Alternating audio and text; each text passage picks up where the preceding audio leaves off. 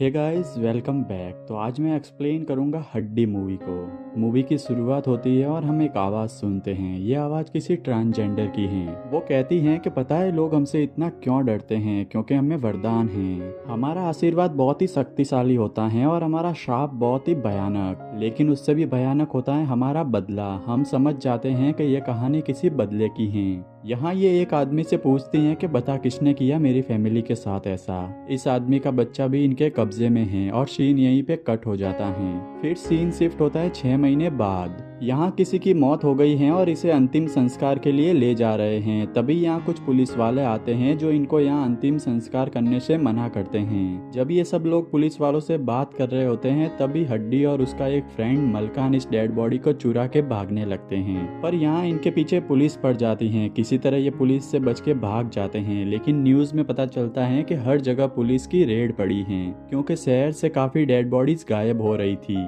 इस पे ये दोनों दिल्ली के लिए निकलते हैं, क्योंकि ये जिनके लिए काम करते थे वो दिल्ली में ही रहता है। लेकिन रास्ते में हड्डी अपने दोस्त मलकान का मर्डर कर देता है और हड्डी नोएडा आ जाता है। यहाँ वो न्यूज में देखता है कि इरफान रिजवी किन्नरों के हक के लिए लड़ रहा है। इसने प्रमोद एलावत के जमीनों पे स्टे ऑर्डर लगा दिया, क्योंकि इसका मानना है कि ये जमीन किन्नरों की है, जिसे प्रमोद ने धोखे से अपने कब्जे में ले लिया। हड्डी ये न्यूज देख इरफान के ऑफिस जाता है। हड्डी उसे दूर से ही देख के अपना फ्लैशबैक याद करता है और फिर यहाँ से चला जाता है। फिर हम देखते हैं कि एक किन्नर किसी पुलिस वाले के साथ हैं। पुलिस वाले को पता नहीं होता कि ये किन्नर हैं। वो तो उसे लड़की समझ के अपने साथ टाइम स्पेंड करने के लिए लेकर आया है। तभी ये किन्नर पुलिस वाले की ही गन लेकर उस पर तान देता है, लेकिन पुलिस वाला इसको पकड़ के मारने लगता है। वो इसे जान से मारने ही वाला होता है, तभी पीछे से हड्डी आकर इस पुलिस वाले को मार देता है। यहाँ जोगी नाम का एक बंदा भी होता है जो इस लड़के यानी कि चुन्ना के साथ था। हड्डी की डेयरिंग देख के ये लोग इसे अपने साथ काम करने को कहते हैं और हड्डी को अपने साथ ले जाते हैं।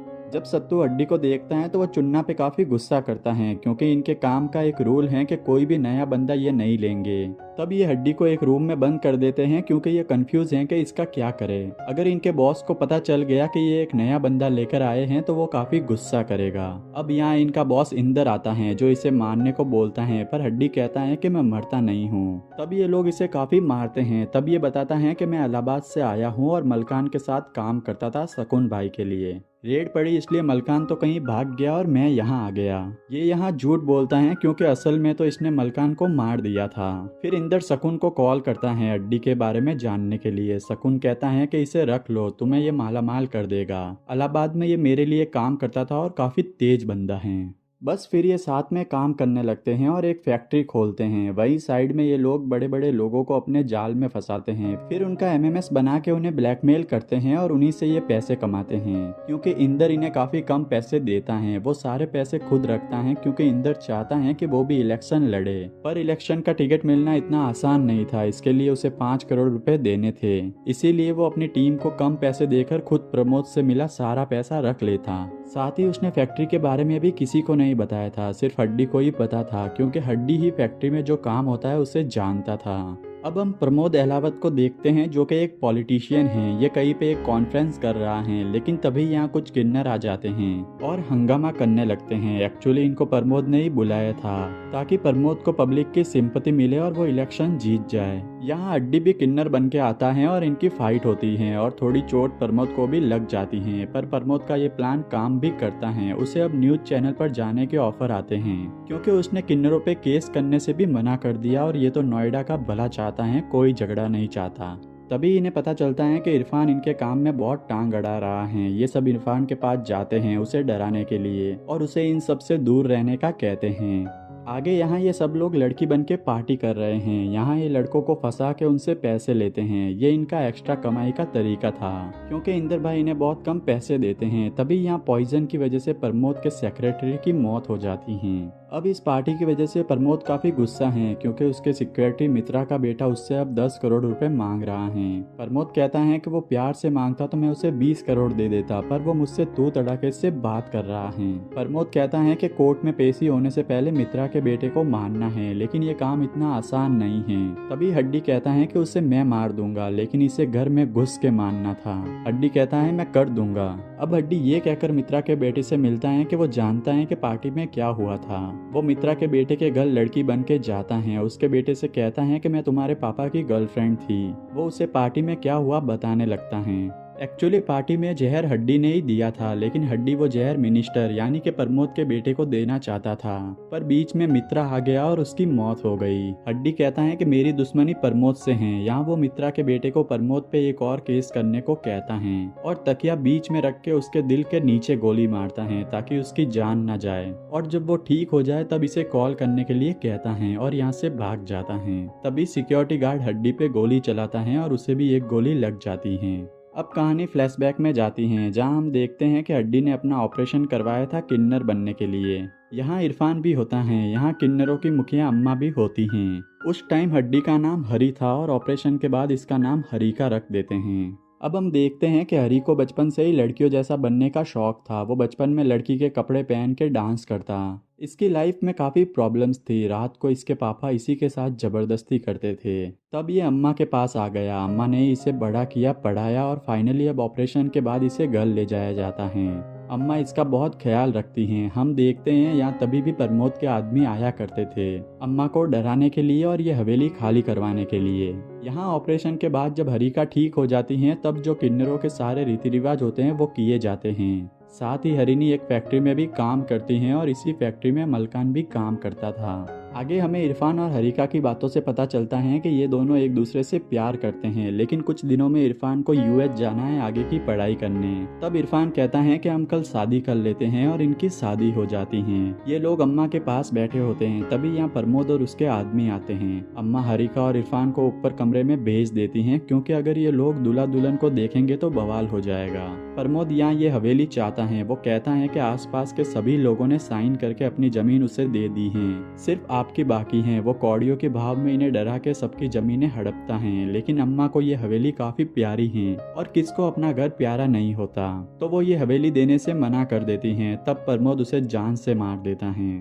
हरिका और इरफान ये सब ऊपर से देख रहे होते हैं। फिर ये लोग यहाँ जितने भी किन्नर होते हैं सबको मार देते हैं। यहाँ इतनी गोलियां चल रही थी कि एक गोली इरफान के शोल्डर पे भी जा लगती हैं। फिर ये मरी हुई अम्मा का अंगूठा भी पेपर पे लगा देते हैं और ये जमीन अपने अंडर में कर लेते हैं। इसके बाद ये हवेली को आग लगा के सारी डेड बॉडीज को लेकर यहाँ से चले जाते हैं। हरिका नीचे आकर काफी रोने लगती हैं, क्योंकि एक ही झटके में उसका पूरा परिवार खत्म हो गया। अब यहाँ मूवी की स्टार्टिंग वाला सीन आता है, जहाँ ये बूढ़ा आदमी शकुन होता है और ये किन्नर हरिका। शकुन इसे बताता है कि ये सारा काम प्रमोद का है, जो पहले गुंडा था अब एक पॉलिटिशियन है। और तब हरिका प्रमोद से बदला लेने का सोचती हैं। इसी बदले के लिए उसने फिर से अपना बेस बदला और प्रमोद के साथ काम भी कर रही हैं। अब सीन प्रेजेंट में आता है, जहां मित्रा का बेटा हॉस्पिटल में है। वो बच तो गया लेकिन अभी भी बेहोश है। वहीं हड्डी ने भी सबका विश्वास जीत लिया है, क्योंकि उसने मित्रा के घर जाकर उसके बेटे पे गोली चलाई। हड्डी यहाँ इरफान से मिलने आता है। अब ये इरफान को छोड़ चुकी है। हड्डी का कहना है कि भेस बदल के बदला लेना आसान है। वो इरफान को प्रमोद से दूर रहने के लिए कहती हैं, लेकिन इरफान कहता है कि वो मेरा भी घराना था। जैसे तुम्हें बदला लेना है वैसे मुझे भी बदला लेना है, पर फर्क ये है कि तुम प्रमोद से बदला लेते लेते उसके जैसे बन रही हो।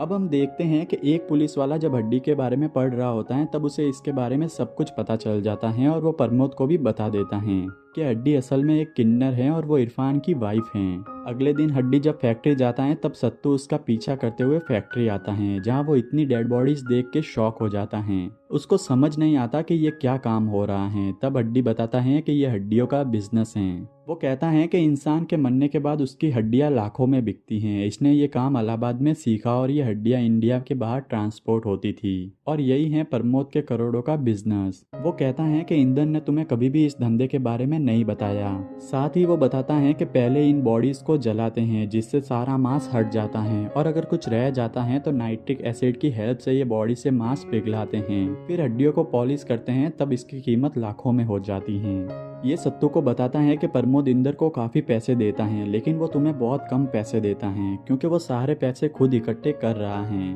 उसको पैसे चाहिए चुनाव की टिकट के लिए 5 करोड़। अब सत्तू और हड्डी घर आते हैं। सत्तू यहाँ इसके बिजनेस के बारे में सबको बताता है। तभी इंदर के पास प्रमोद का कॉल आता है। टीवी में न्यूज चल रही है कि प्रमोद हड्डियों का बिजनेस करता है।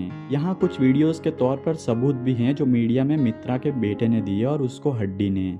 इंदर प्रमोद से कहता है कि मेरे पास 2 करोड़ हैं, आप मुझे टिकट दिला दो, मैं मित्रा के बेटे को मार दूंगा। और इंदर जाकर उसे मार भी देता है, लेकिन यहाँ हड्डी इंदर को मार देता है। वहीं सत्तू को चुन्ना मार देता है, क्योंकि चुन्ना भी हड्डी के साथ मिला हुआ था। लेकिन सब कुछ जैसा दिख रहा है वैसा नहीं होता है। एक्चुअली यहाँ प्रमोद आता है। हमें पता चलता है कि प्रमोद को तो सब कुछ पता चल चुका है हड्डी के बारे में। उसने चुन्ना को भी खरीद लिया। हड्डी को लग रहा था कि चुन्ना उसकी साइड पर है, पर असल में वो प्रमोद के साइड था। प्रमोद ने इरफान को भी यहाँ कैद करके रखा है, जहाँ उसकी बॉडी को जलाया जा रहा है। हड्डी उसे देख बिल्कुल टूट जाता है। तब प्रमोद हड्डी पे भी गोलियां चलाता है। अब सीन कुछ महीनों बाद का शिफ्ट होता है, जहाँ प्रमोद कोई पूजा करवा रहा है। तभी यहाँ बहुत सारे किन्नर आते हैं और उनमें से एक हरिका भी होती हैं। ये यहाँ सबको मारने लगती हैं। यहाँ हरिका और प्रमोद की फाइट होती है। हरिका कहती है कि तूने इतने सालों से मुझे खुशी मिली थी, उसको एक झटके में ही खत्म कर दिया। वो यहाँ अपने पास्ट को याद करती हैं और प्रमोद को मार के सारा गुस्सा निकालने लगती हैं। और हम सोचने लगते हैं कि इतनी गोलियां लगने के बाद भी हरिका जिंदा कैसे हैं। तब हरिका बोलती हैं कि मैंने कहा था ना, मैं कभी नहीं मरती, और ये मूवी यहीं पे खत्म होती है। दोस्तों, आपको ये मूवी कैसी लगी मुझे कमेंट में बताना। साथ ही वीडियो को लाइक करना, शेयर करना अपने दोस्तों के साथ, और मेरे चैनल को सब्सक्राइब भी करना।